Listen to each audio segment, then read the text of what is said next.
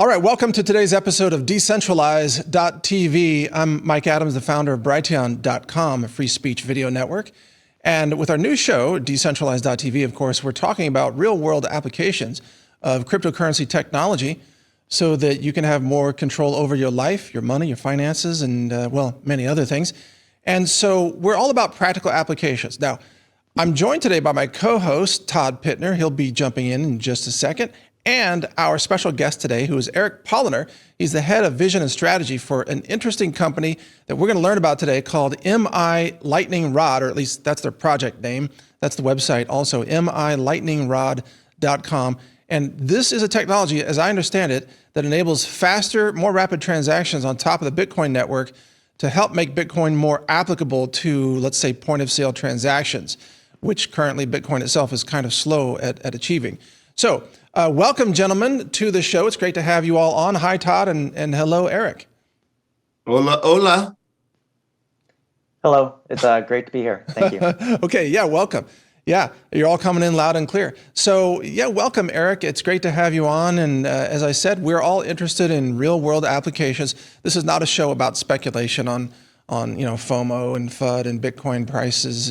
We really don't care about that. We care about how people use it. So go ahead and give us a briefing, if you would, about your project and how it makes Bitcoin more useful. Sure. So Bitcoin was the first cryptocurrency, and it was revolutionary and has brought a lot of new techniques out into the world, but it did have some limitations. So people recognize that, and the Lightning Network is a second layer that was built on top of Bitcoin over the last 5 years, and that inspired a lot of us out here in the field to think about getting Bitcoin out into retail sales or other types of more day-to-day transactions. So we're really focused on bridging the gap between the digital side and the actual real commerce side. So that's what inspired it. So the users of your tech, are they merchants? Are they brick and mortar retailers or online or all the above? So both. What we're really doing is we're taking different open source technologies. So we're taking Lightning and we're taking a payment gateway that someone can run called BTC Pay Server. And we're bringing it into an open source business software called Odoo, which allows point of sale or e-commerce with traditional payments, and we're bringing cryptocurrency into that. That's it. Our company uses Odoo, by the way, already. Awesome. Yeah, and in fact, my team was debugging something in Odoo this morning. They were like, you have to write code or I don't know, some kind of process, but the Lightning Network, and Todd, you can jump in at any time, by the way. Do you want to jump in right now? Or I will say that I came prepared for this interview. You have a list of questions? With a pen and paper, because I'm going to be in note-taking mode, but I'm really interested in. So this is the foundation of MI Lightning Rod. Is you are trying to bridge the Lightning Network, right? That came after Bitcoin, to be able to try to make transactions faster, as I understand it, right? And cut down on the transaction speed, the cost to be able to send transactions. And you are then making a gateway from the Lightning Network, because it's a layer, right, on top of Bitcoin. That's what you're integrating into POS retail. Do I get that right? Yeah, you're correct on the overall stack.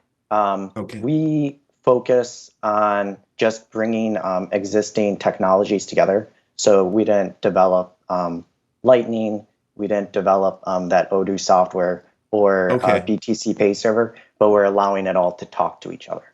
So you're an aggregator of all of them, and you add your value by being, you can speak fluent in all of them. Yeah. I think so. Yeah. Now, BTC Pay, by the way, that's one of the tools that our devs are currently looking at right now, because it also supports Monero. But let me ask you about Lightning Network, because Eric, and honestly, I think both Todd and myself, we don't really know that much about the Lightning Network, except that I've heard the rumor is that not much of the Bitcoin traffic is yet using it. Is that true, or is that changing, or is my perception wrong on that? I think there's a very large amount of transactions actually occurring on Lightning. Okay. That's part of the reason why the fees on the Bitcoin network have been pretty manageable lately. Lightning is a very decentralized technology as well, so we can't actually get a measurement of the total amount of transactions going through it, but it does seem very active. I'm actually speaking to you from the Power of Lightning Summit. Wow. So all the builders in America, well, a lot of the builders in America are here in Nashville, Tennessee, trying to push the edges of Lightning. We want to learn about then, like what is necessary for a merchant to use this? What do they need to do? Let's say a point of sale merchant. Do they set up? Absolutely. Go ahead. Yeah, go ahead. So there is a tech stack, as we kind of mentioned. We can accept Lightning or on-chain. With the acceptance of Lightning, that does add an extra layer. But let's kind of work backwards from what the merchant's interacting with back to the Bitcoin network. So the merchant is going to be running Odoo, as we've kind of mentioned, as the business software. That's going to provide the graphical user interface, and it's also going to provide the database and that stores information locally for them, and kind of the logic layer. So what we've done is connected Odoo to BTC Pay server. So they would have to have BTC Pay server either running on the computer that they're using or remotely. If they are running Lightning, then they would also need a Lightning node to be accepting the payment through BTC Pay server. Okay. If they want to accept just on-chain, they can do that with basically their Bitcoin address. Okay. So they wouldn't need a node. All these things can be running on one system right there at the point of sale, correct? That is our vision and goal, is to make every merchant a node and to give them true worldwide financial sovereignty. What's most appealing to merchants at this point is to run it off a cloud and to get to it by website. I understand. Yeah, and a lot of point of sale systems are not computationally very capable, let's say. But yeah, perhaps that will change over time. So then what are the advantages to the merchant in all of this? So Lightning has very low fees, and the fees are paid by the person sending the transaction. So in terms of electronic payments, they are eliminating that credit card fee. There's a general financial sovereignty aspect.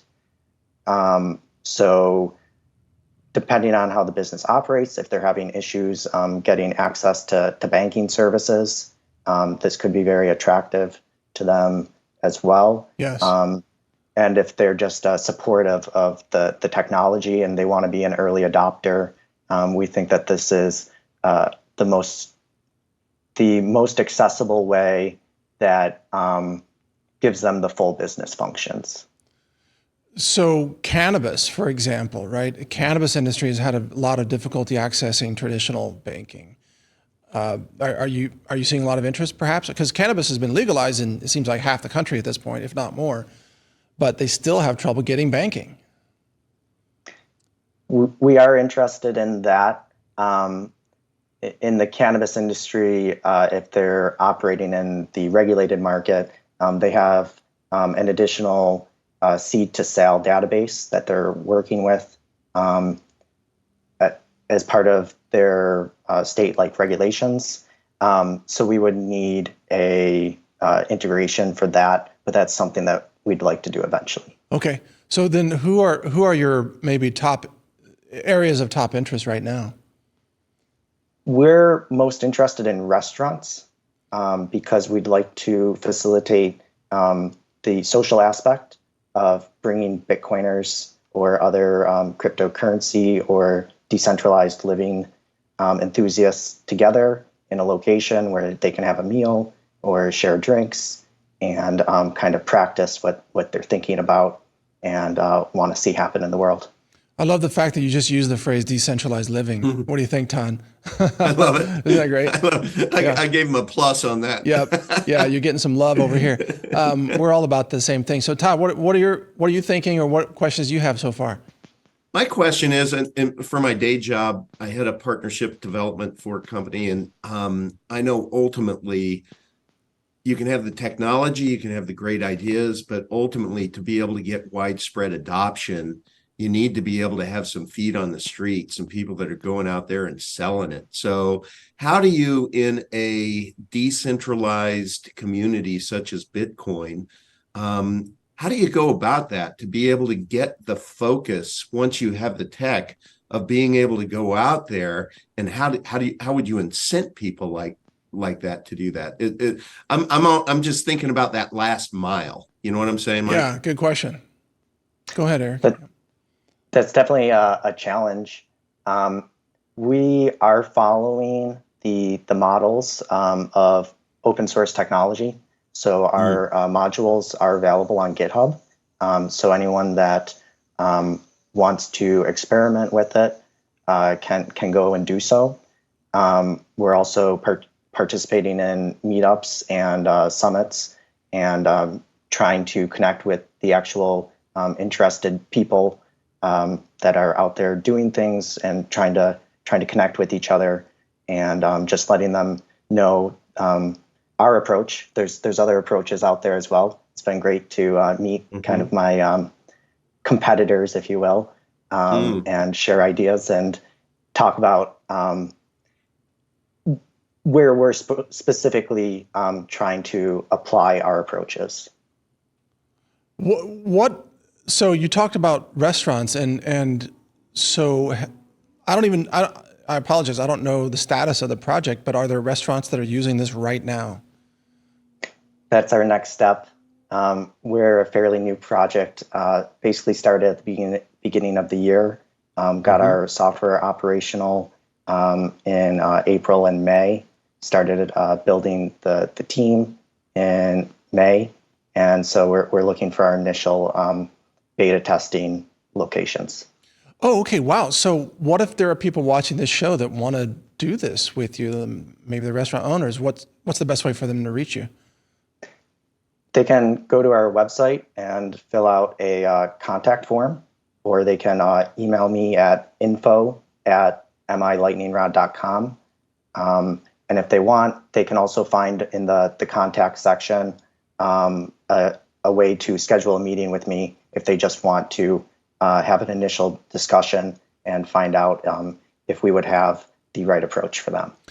So, okay, that's great. And the website, folks, again, is milightningrod.com. Now, so as a restaurant owner, you're going to save the merchant fee, the credit card fee, which is often, 3 or 4%, typically it can be. So that's a big deal. For a restaurant, often their profit margins are within that number, actually. So that's a very big deal.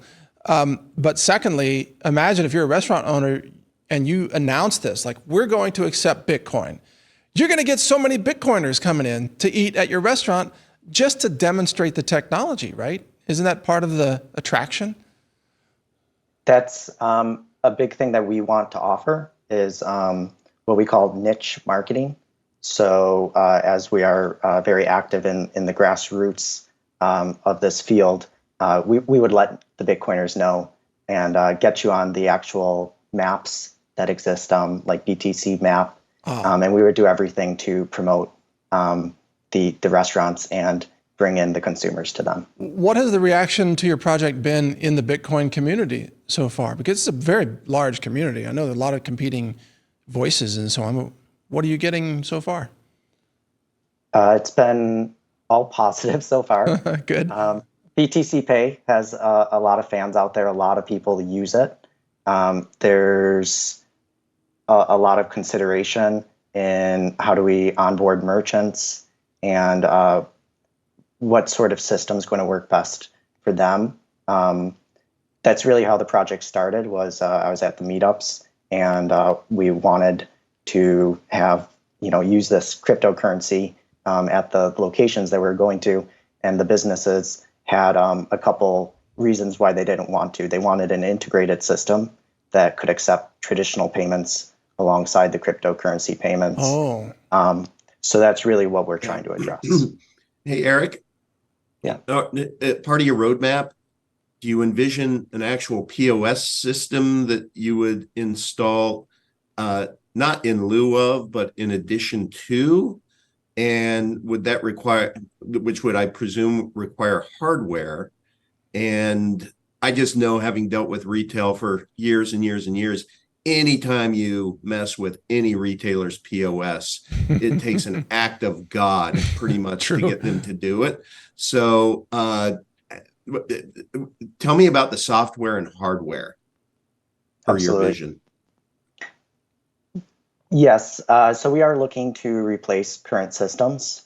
Some of the competing projects will integrate into current point of sales, but that's generally against the terms of service, and you basically have to be selected to build the modifications. So we are looking at bringing in a physical hardware system for them, whether they want a local system on a computer with a touchscreen. We have a prototype of that. What people are most excited about is a little handheld point of sale. Basically, it fits in your hand and it prints out a receipt. And we can either access a website through that, or if they were to be running it on their local network, that can be accessed as well. So we do have the hardware to support it. It's off-the-shelf hardware. So yeah, we would supply both ends. That's pretty cool, because I can really see this being popular at like farmers markets and food co-ops and trade shows or whatever, arts fairs, things like that. People don't want to use the fiat as much anymore, especially since it keeps losing value every day. So I love the fact that you're on a solution here. And when do you think? I mean, do you have an ETA timeline on when something like that might be available for people to actually buy and start using? So for a person operating at like a farmer's market, if they're comfortable accepting Bitcoin or Lightning or any sort of alternative currency on their phone, they can already do that. And there's lots of resources on that. And if they wanted to reach out to me and ask, for a recommendation, I can talk with them and find out. We're kind of focused on businesses. Enterprise. Yeah. So we're running, Odoo is an enterprise resource planning software. So part of what we're trying to do is, as they bring in these transactions, to keep a running of the accounting. And so we're bringing all that information into a single system, and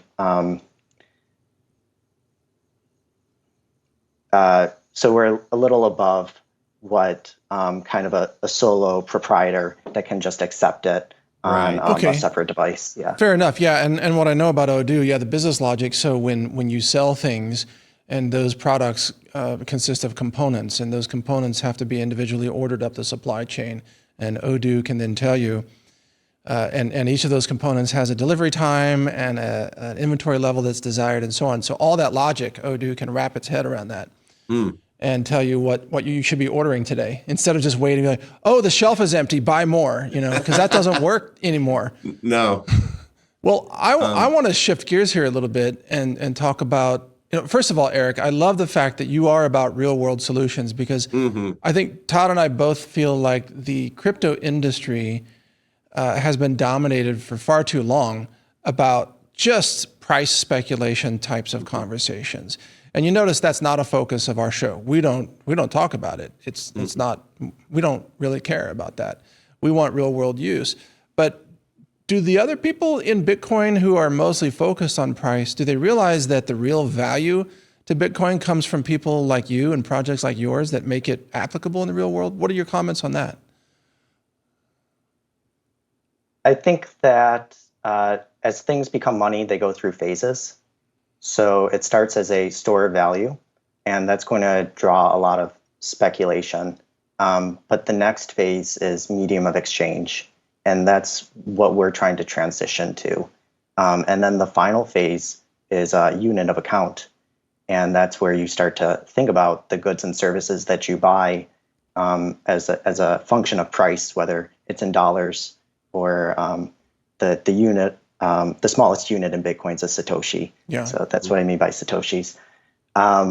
So there is a strong like hodler spirit in Bitcoin. Don't spend your Bitcoin like you're just trying to stack it and save it. But I think we are getting into a time kind of like based upon what's occurred in El Salvador, where they made Bitcoin legal tender, and they've built an economy where you have Bitcoin changing hands for goods and services, that people are seeing that, no, you don't just put it under your mattress. You want to go out to the farmers markets, and you want to go out to the bars and restaurants and purchase goods and services, tip wait staff, just make it part of your day-to-day transactions. Yeah, that's what we think too. I mean, if we can't really use it in a frictionless way, so to speak, then it's just speculation. But we want to take it out of that world and into the real world so that you can buy things. I mean, otherwise we're all just playing a virtual game that doesn't translate into reality. But I've said, by the way, I think Bitcoin will be the world reserve digital currency. And the reason I've said that is because there's no government in the world that can stop the temptation to keep printing money and destroying their own fiat. No government. I mean, it just never happens. I mean, all fiat eventually gets demolished. And so an honest ledger like Bitcoin seems like it's going to have that global ability to be trusted where local currencies cannot be trusted. And so, I mean, what do you think, Todd? I mean, wouldn't nations want to trade with each other in Bitcoin or settle in Bitcoin? I know the BRICS nations have they're going to announce a new gold-backed cryptocurrency, you know, Russia, China, and the BRICS nations, India, and so on. But can't Bitcoin serve that role already? I mean, I guess we should ask you, Eric, and then Todd for comment after that. What do you think? Sure. Yeah, I think the game theory will play out that way, that nations will be forced to adopt it. Some are going to be faster, some are going to be slower. We do see some of the first nations doing that. As I mentioned, El Salvador. That's been a really interesting few years where kind of out of the blue, it was announced that the president there and he had enough other backing in the government to make it legal tender. And they've done a wide education program for school children and really pushed merchants by providing them tools, in their case, the Chivo wallet and Chivo ATMs. So El Salvador is leading the world in the Bitcoin government adoption. And meanwhile, we have Gary follows. Gensler here. Yeah. Like, go America. Yeah. Destroy innovation. Yeah.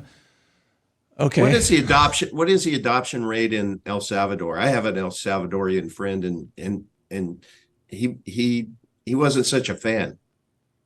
Is that right? There'll always be critics. Okay. I think that it's going very well for the limited amount of time. It was kind of a rough start with some challenges with the Chivo wallet.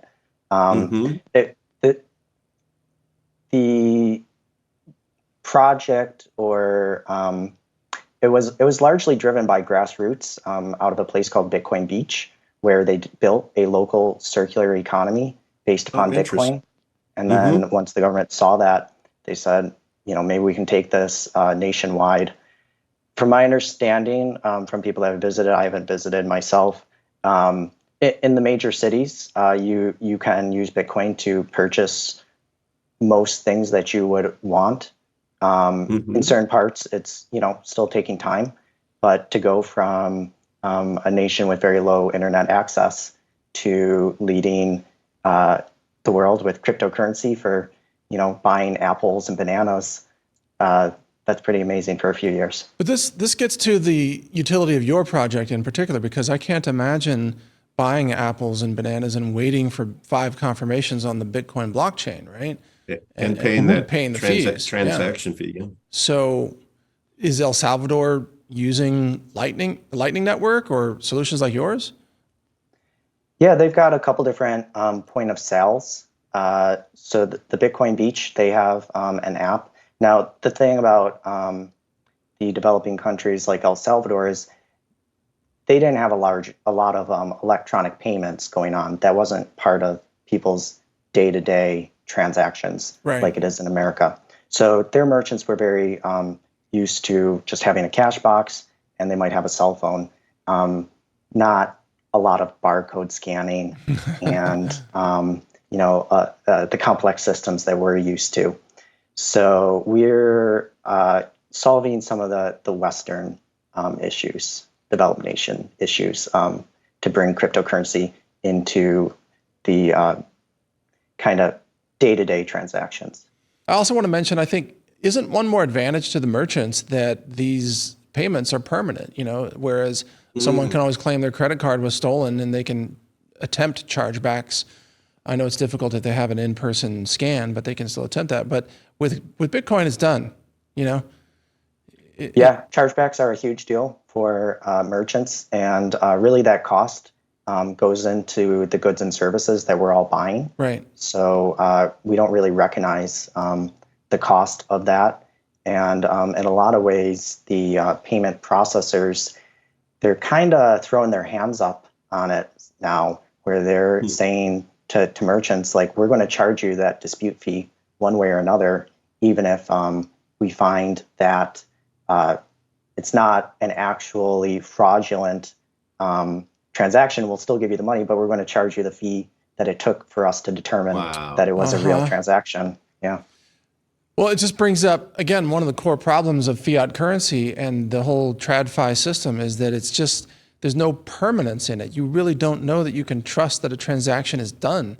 And with different types of transactions, you don't know how long it's going to take, for a check to clear or for a Zelle transfer to be good, or even a wire transfer can be reversed. I've seen cases where wires are reversed. So, if you don't have permanence, how can your economy function? That is a function of it, that it can be changed at someone's whim. That's pretty wild. All right, well, Eric, any final thoughts you want to leave us with? And we'll let you go, and then Todd and I are going to have a discussion about your project after you're offline. And don't worry, it's going to be a friendly discussion. But what would you like to leave our audience with today? I would love if they checked out our website, and if they have an interest, to contact us. Again, that's info@milightningrod.com. Just send us an email. But I would encourage them to just take a look at Lightning and Bitcoin, because there's a lot of innovation happening. And if they want to experiment, they can download like Breeze Wallet or Blixt Wallet or Mutiny Wallet and give it a go. And then they can go to btcmap.org and see if there's any local merchants in their area that they could support. That's cool. I'm going to bring that up here, btcmap.org. And I'm just going to put in my vote. Before you go, Eric, I'm going to put in my vote. I want a privacy version of your project called Black Lightning. Black Lightning. Okay. I love it. It's like private. It's the Lightning Network. It's all private. It's just on my wish list. So put that in, push that up the chain. We want Black Lightning, totally private Lightning Network. So there we go. But I'll keep you updated. Okay, yeah. And also, by the way, also keep in touch with us if, when you get more restaurants online and so on. And we encourage viewers of this show to join us on Telegram. That's at Decentralized TV on Telegram. If any merchants are listening to this program and you implement Lightning Rod, be sure to announce it to us on that forum, and then we'll announce it on a future show. How about that? Mm-hmm. Okay. Thank you, Eric. It's been fun. Yeah. Thanks, awesome. Eric. Thank you, guys. All right. Have a good rest of the show. Enjoy the music tonight. Yep. Yeah. Thank you very much. Have fun. Enjoy your weekend. Bye-bye. Okay, you too. Bye-bye. Join the official discussion channel for this show on Telegram at t.me/decentralizedtv, where you can ask questions or offer suggestions of who we should interview next. Also be sure to subscribe to the email newsletter on decentralize.tv, where you'll be alerted about 1 day in advance of each new upcoming episode, before it gets published. On decentralize.tv, you'll also find links to our video channels and social media channels across all platforms, including Brighteon, Rumble, BitChute, Twitter, Truth Social, and more. Check it all out at decentralize.tv. All right, so Friday in Nashville. Oh yeah, I wouldn't be going back to that. I wouldn't be going back to that conference, with a bunch of tech nerds. You no want way. to go out and party on the town? Is that what you're saying? I hear you. I'm gonna get on my cowboy boots and we're gonna go.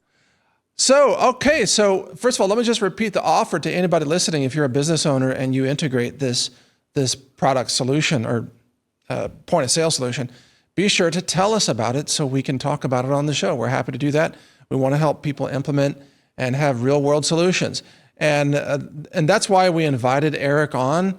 We didn't really know that much about this project. We just knew that it was about point of sale solutions. And that to us, I think, Todd, you agree with me that sounds like we love to see these use cases, right?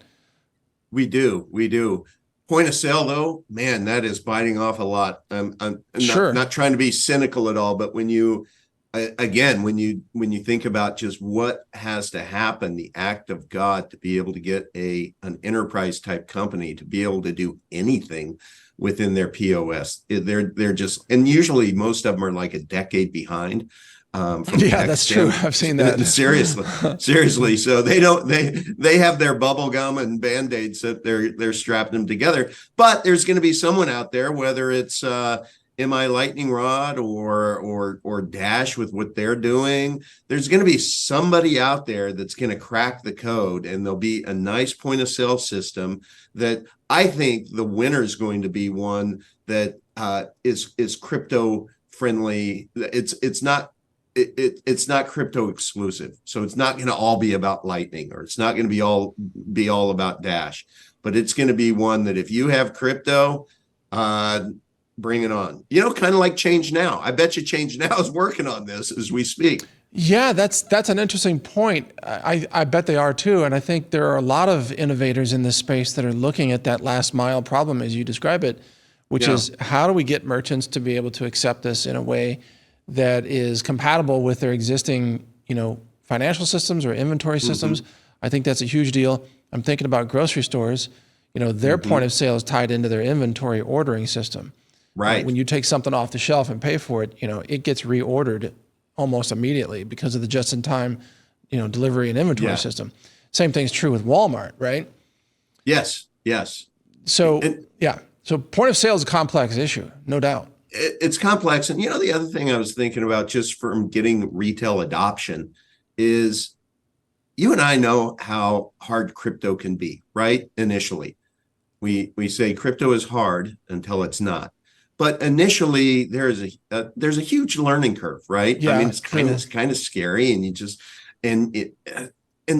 so I think about these people running these retail businesses and how busy their day-to-day life is. So I can understand why adoption is really, really hard with something like this, is because it's a whole entirely new educational process, getting people to think crypto versus fiat. Well, you're exactly right. And I'll just add to that if you think about a lot of these retail establishments, let's say the education level of the worker at the cash register is not necessarily very high. So, right, if you have a college degree, you're probably not running the cash register, at Walmart. Yeah. Unless you got a degree in something weird like, bonus hole theory or something like that. I don't know. But you know what I'm saying? Like the technical aspects, the technical proficiency of these people, it's got to be made super simple for them, is my point. Yeah, and that's why this is going to require hardware. It's going to require something to where it's touchpad to where you be able to scroll on which crypto you want to be able to pay with, and it's probably going to be something that you're going to have to be able to hold your phone up to it to go, like with our credit cards with the tap, Right. Maybe that's the solve. somebody's going to create a credit card with their crypto that would have one of those chips that would automatically transform it into whatever means of payment or is required. Well, getting over ahead of my skis, but no, but I think like, doesn't crypto.com have a credit card that you spend fiat, but then it takes it out of your Bitcoin wallet? I think that exists, but we want to pay in Bitcoin. right. That's the thing, is we don't ever want to touch fiat in this process. Right. Yeah. Gross. Icky. Because Icky, you know green, why? dirty dollars. Because fiat cash is so dirty, it carries It the is next dirty, yeah. pandemic, the next boogie virus. I guarantee Apparently, you. yeah, but it does have everybody's perfume on it, by the way. So I'm very sensitive to synthetic fragrances. And a lot of Hunter Biden's nose hairs. Yeah, there's a little trace of cocaine on all currency. But you notice though that the banks don't care.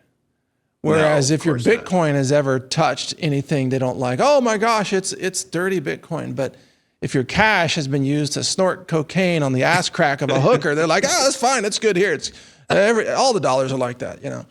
Okay, so bringing things back here, the bottom line of today's interview is that Eric and his project, Michigan Lightning Rod, or MI Lightning Rod, excuse me. Mm-hmm. This is, I think, part of a wave of innovation that's looking at practical, real-world applications for, on the street transactions of crypto. Yeah, totally violates the BT Maxi's, charge of hodl too. And that's what I think's really cool. Yeah, I'm not a big fan of just hodl. I mean, I think, again, we've got to be able to use it. At some point, you got to translate it into something else. Yes. Like, that's why I applaud restaurant what he's food doing. or whatever, Mm-hmm. fresh eggs at Yeah. the farmer's market or garden seeds, Yep.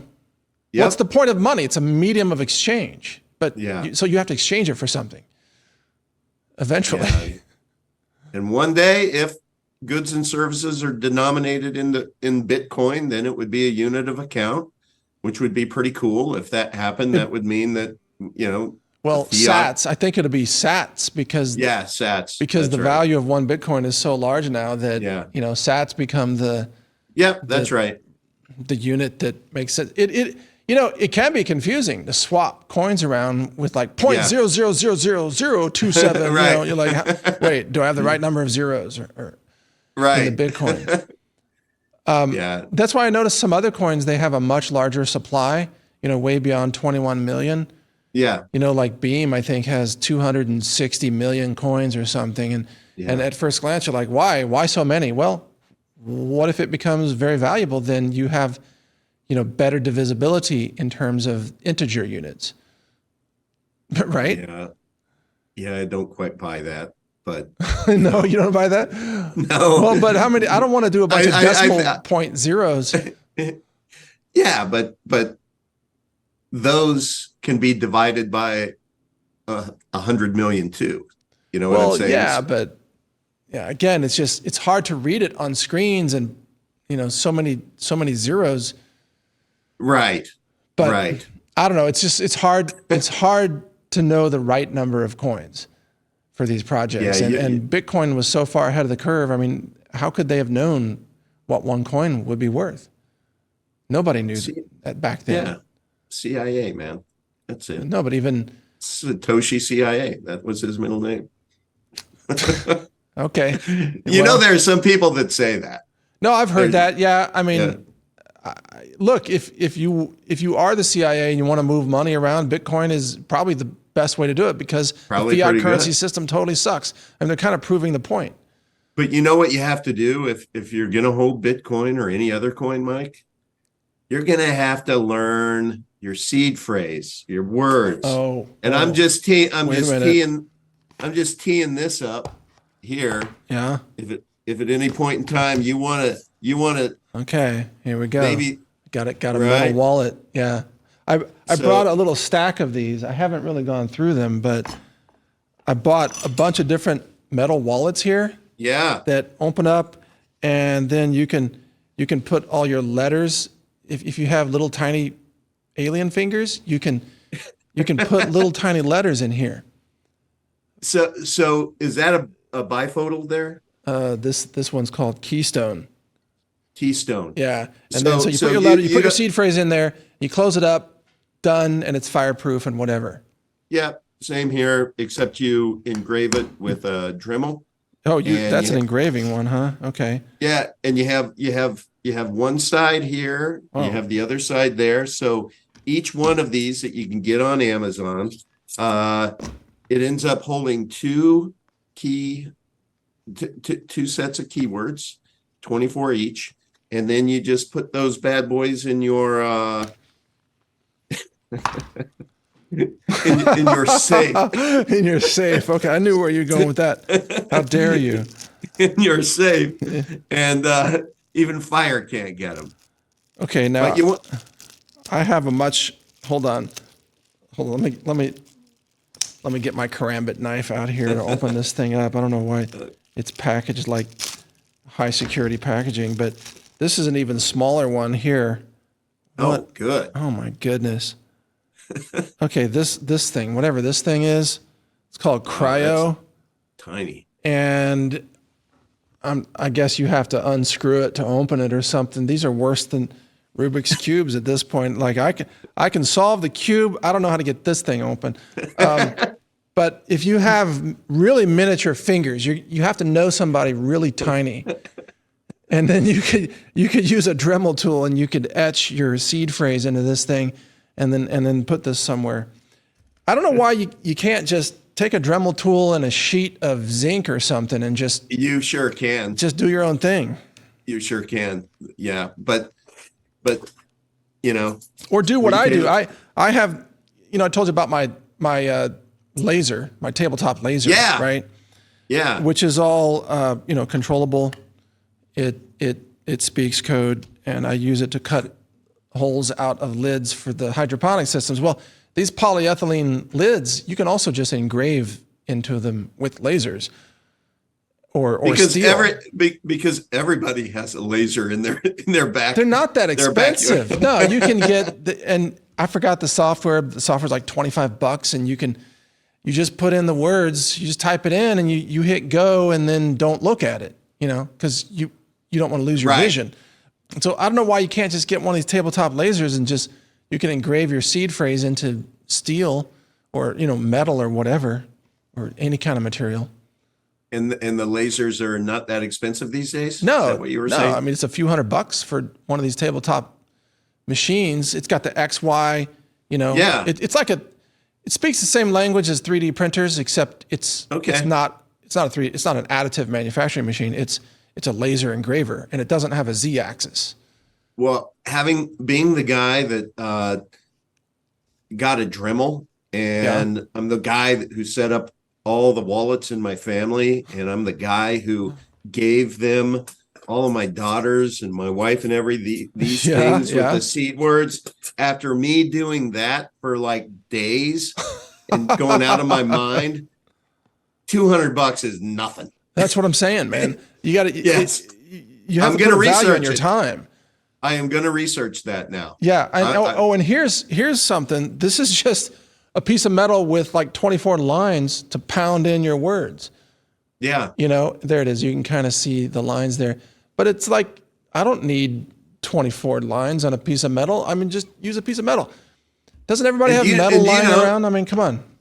And just pro tip, those seed words, it's really only, I believe, just the 4 letters. You're right. The first 4 letters. They're all 4-letter words, ultimately. Yeah. So, and then harder to memorize just 4-letter words. Right. But I mean, memorization, I think it should be considered one of the solutions here. It's not that hard to come up with a crazy story that ties together all your seed word phrases into a narrative. You know what, Mike? I'm putting this out into the universe. Okay. Could your folks reach out to somebody out there who actually instructs people on how to be able to do that? And let's have a memory show. No, I think we should have a seed phrase competition, frankly, a seed phrase storytelling competition. So like you bring some seed phrases and then I'll make up a story live. Okay. And then I'll challenge you. No, better yet. Let's What? have, now we don't want real seed phrases, but anybody watching, go to our Telegram channel Yeah. and enter in that you would like to provide 24 seed words that ultimately we're going to have fun with Mike reviewing those. Okay. We can't do everyone's, but if we get a half dozen in there, that'd be kind of fun. But you have to use profanity to make it memorable, because the more emotionally charged the story and the more visually charged the story, then the easier it is to remember. Mike, I've listened to your shows and I've listened to many bleeps. So you can do that, and your guys will just bleep them out. Okay. All right. Well, we'll just call it the bleep phrase then instead of the seed phrase, because pretty much every other word's going to be a bleep. Oh, I look forward to that. It's like, we heard that and we still don't know what the seed phrase is. Okay. Yeah, right. All right. But getting back to our guest today and just kind of concluding our thoughts on this, I think we love the fact what Eric is doing, I think is necessary and will add value to Bitcoin for sure, and other coins, because I think once you nail that with Bitcoin, you can just fold in acceptance for lots of other coins. And frankly, you and I, we don't want to use Bitcoin at a point of sale. No. I want to use something private. Yep. Right? Yep. Because I mean, I don't want somebody. But I love the fact that Bitcoin being, the King Kong out there, if they can socialize point of sale, that'd be fantastic. Yeah. They want to be the tip of the spear. Well, look, I would swap into Bitcoin to use Bitcoin at a restaurant if that's all they take. Right. Right. I would have to probably swap XMR for Bitcoin. Right. Or something, right? Take it out of privacy into Bitcoin so I can go eat at this restaurant. But that's okay. I'll do that. That's right. Yeah. Why not? I'll support the network that way. Yep. And maybe, as Eric said, maybe over time there's more and more privacy innovation in Bitcoin itself.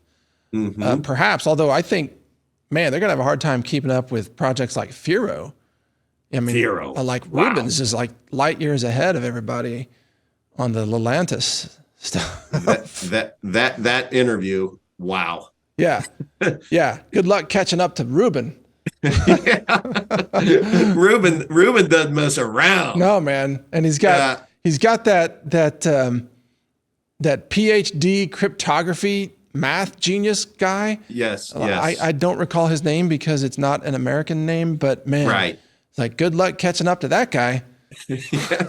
And they have this quiet confidence, like, yeah, we've already won. Yeah, I know. It's wild. But anyway, I'll just say this. This is an exciting time to have this show, to be here. What you and I are doing, Todd, is amazing. And we appreciate people like Eric coming on and joining the show and just spreading the word. This is super exciting. I feel like I'm at the beginning of like the early pre-launch days of something amazing. Of the internet. I know. It's wild. It's like Bitcoin's been around for many years now, but it still feels brand new with what's happening now. Total infancy. Yeah. For actual use, use cases. That's right. That's right. I almost feel like the whole FTX thing was a big help in the sense that it kind of blew away, I think, a lot of the FOMO speculation side of things, and it got people to think about, okay, aside from just being numbers on a screen, what can we do with this? Yeah. How are we going to use it? Yeah. Yeah. I think it was a healthy kind of shakeout, really. Yeah. And also this whole topic of decentralization, since it's so broad, it can focus on science and medicine and health and food and education and everything. So it's not like we're limited to just talking to people about crypto.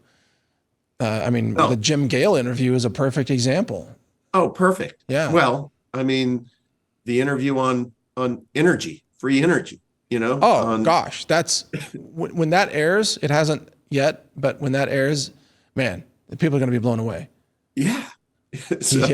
No, decentralize anything. Bring it. If you guys have suggestions, decentralized TV, just search for it on Telegram. And technically it wasn't free energy. It was energy resulting from the conversion of mass to energy. So it's not free. You got to pay in mass. The mass just happens to be deuterium from ocean water. That's all. So look, I was raised Catholic. I did have to pay in mass. Believe me. Okay, best joke of the show. You just nailed it. You did pay in mass. Okay. Again and again and again. Redeem. part of those edits you referenced, you took it for the team, but those are you're editing out my bad jokes. I edited out both of our bad jokes. I mean, we put in what we think might work, and sometimes it doesn't. Sometimes it does. And that's all good. Let me give credit to today's sponsor, which is the Satellite Phone Store. The website is sat123.com, and they offer you backup solutions for communications, including, of course, satellite phones like these Iridium phones that work all over the world. But also these Bivy sticks you can see here, they are two-way satellite text communication devices, and they just Bluetooth to your mobile phone in order to compose and read messages, but they actually use satellites. They talk to satellites. They don't talk to cell towers. You don't need a SIM card in your phone to use this. And so these work everywhere, also on the planet. So really good stuff. These right here, these Inmarsat phones are sold out, so not available. And then they have solar generators, power storage devices, with panels. They've got different bundles available so that you have power offline. Because, the problem with centralized power grids is that sometimes they break.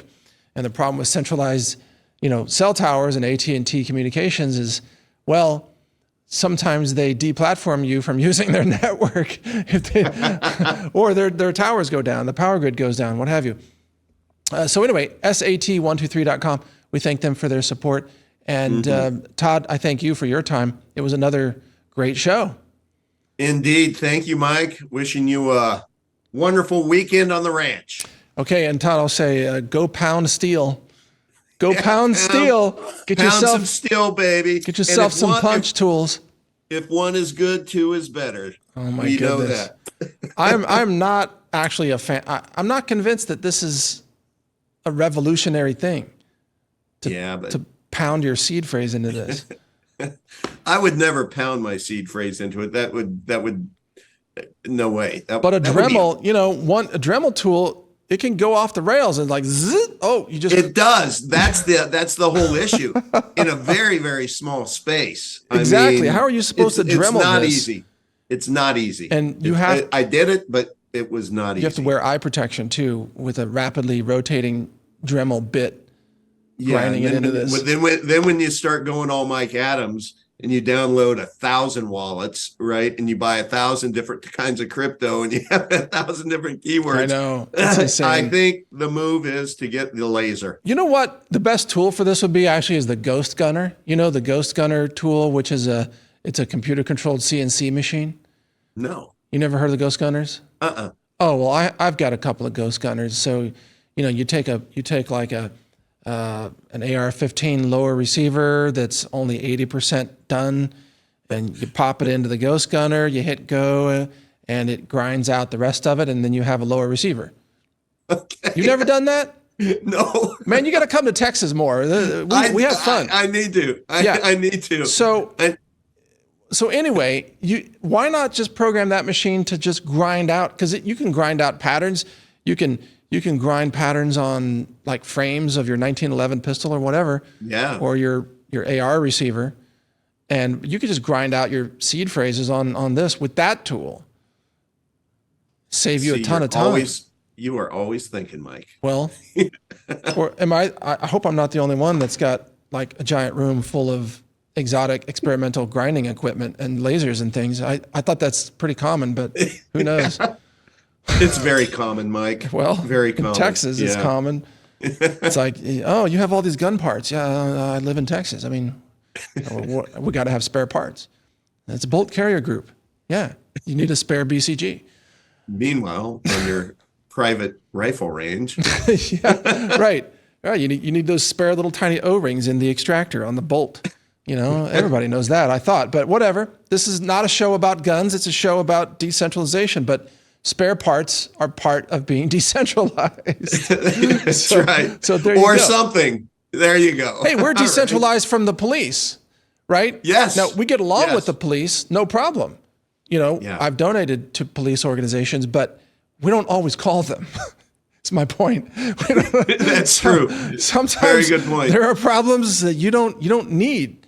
You don't need to bother the police. That's called decentralized home security. Yes. I too, not to humble brag, but I have donated to the police as well. Lots of traffic tickets. Oh, I see. Those are your donations? Yes. Okay. No, I donated ammo to the sheriff's group because the county wouldn't pay for them to they'd only give them 50 rounds a month to practice. Oh, that's crazy. For proficiency. 50 rounds a month of like cheap 9mm. Yeah. And I'm thinking 50 rounds, like that's my warm-up round for the gun range. I mean, that's just me making sure the mags work, It's like making sure the red dot sight is still, lined up. 50 rounds. Okay. Anyway, whatever. But we do need to decentralize everything.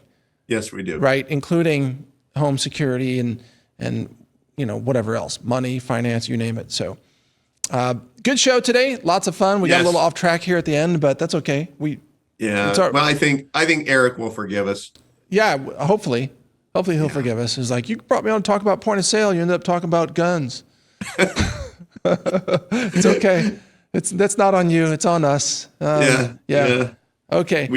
We take it down those paths, but his project is from Michigan. Michigan's got plenty of guns. Yeah. So, bottom line, Mike, who has more fun than us? We got to have fun. I think no one. Okay. Right. All right. So bottom line, folks, check out the Telegram group. It's Decentralized TV. And also, of course, check out the website, decentralized.tv, to watch all the episodes, including the ones coming up that we have filmed and haven't published yet. Some good stuff. Thank you, Todd. Excellent. All right. Have a good weekend. All right. See you, everyone. You too. Cheers. Take care. Bye-bye. And thank you for watching. Feel free to repost this episode on other channels and platforms as well. And thank you for joining. I'm Mike Adams, also the founder of Brighteon.com, the free speech video network. Feel free to post your other videos on Brighteon.com as well, where you can receive tips in crypto. By the way, we have a crypto tipping system in place right now on the network. So check it out, and thank you for watching today. Take care, everybody.